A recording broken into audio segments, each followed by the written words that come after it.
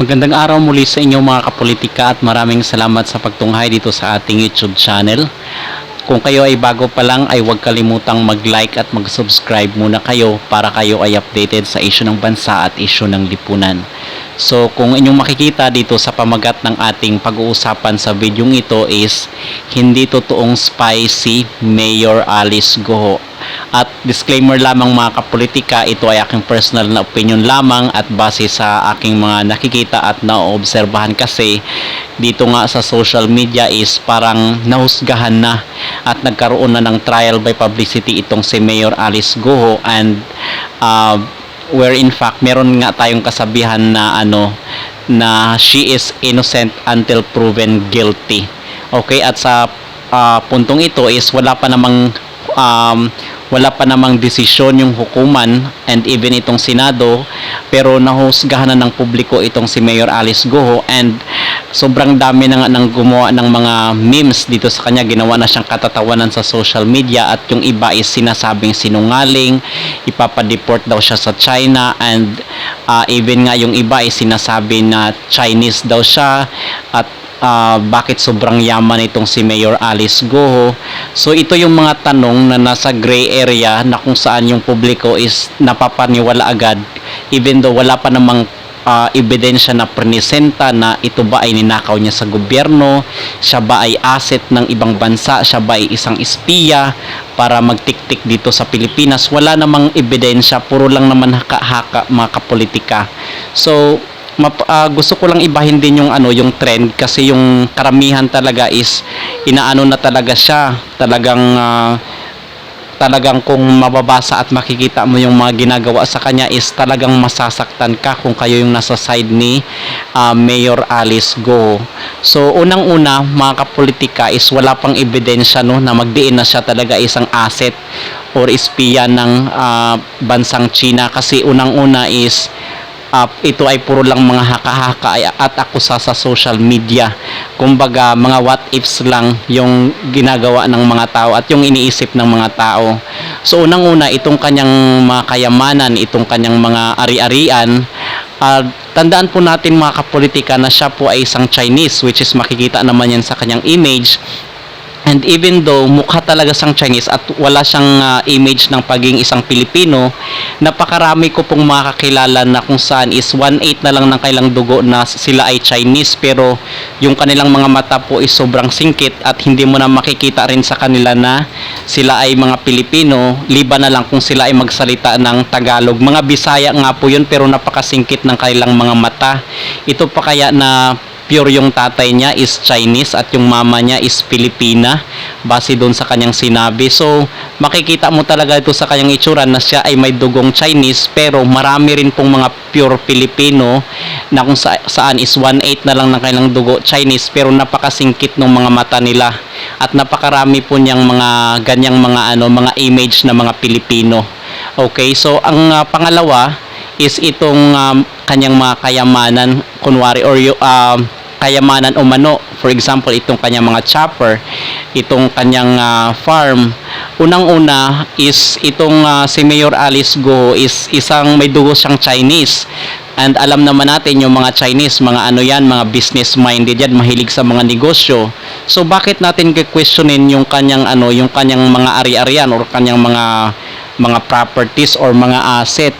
Okay, yung dapat questionin natin yung mga matagal na sa politika at biglang yumaman, yun dapat ang kini-question ng ating mga senador, itong ating mga mga mahal na senador, yun dapat ang ating questionin. Itong si Mayor Alice Goho, bago lang siya sa politika, wala pang atang 3 years itong si Mayor Alice Goho, pero kini-question niya yung kanyang kayamanan.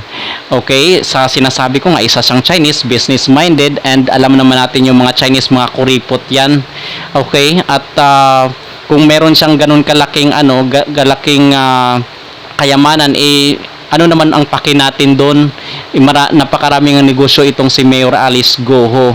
Okay, at yung ang sinasabi niya nga doon sa Pogo, ang sabi niya yung lupa niya is sa kanya yung lupa at binenta lang doon sa sa kakilalang Chinese.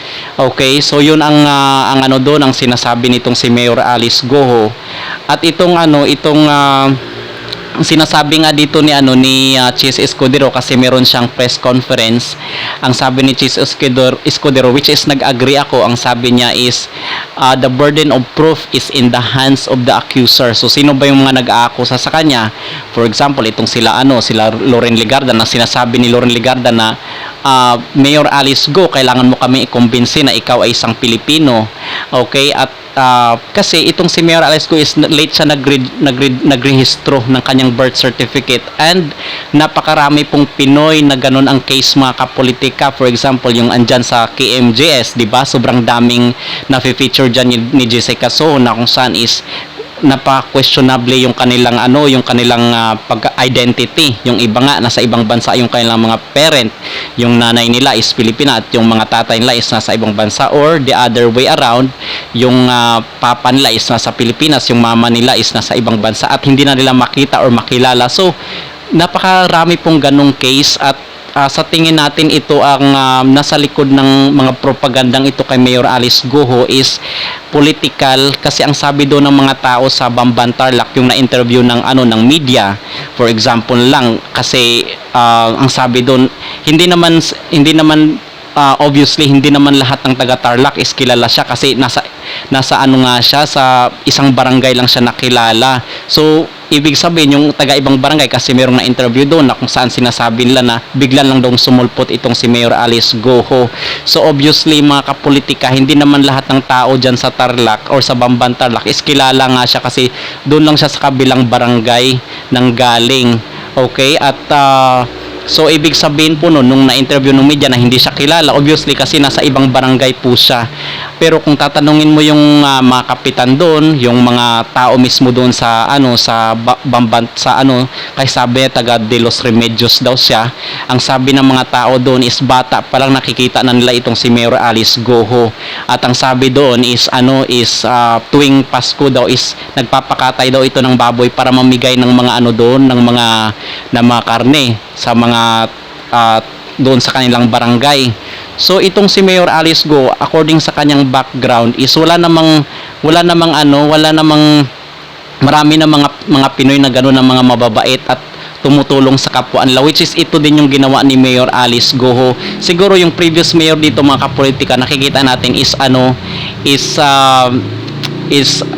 may nakita dito kay Mayor Alice Go na ito pala is pwedeng tumulong dito sa pwedeng pumasok sa politika para ma-widen yung kanyang pagtulong sa mga tao. At sa tingin nga natin is political talaga yung reason, kasi mag-election next year, at base nga doon sa resulta noong 2022 election is wala pa sa 500 yung inilamang ni Mayor Alice Go para manalo siya bilang mayor.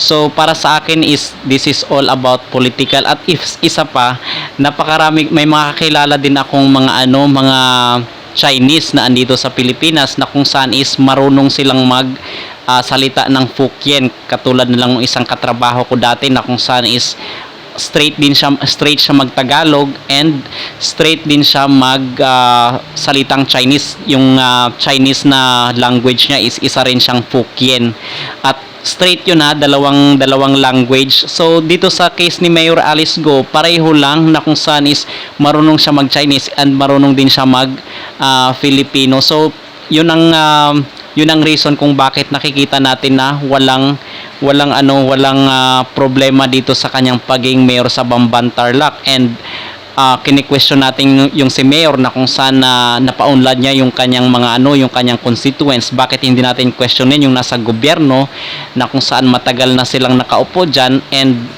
until now wala pa rin silang nagagawang matino para sa bayan. Ito pa kaya na napaunlad yung lugar nila, and ayon mismo yan sa mga taga Bamban Tarlac. So itong aking sinasabi dito, mga kapolitika, is ko po ito, personal na opinion, and bahala na kayo kung hindi kayo mag-agree.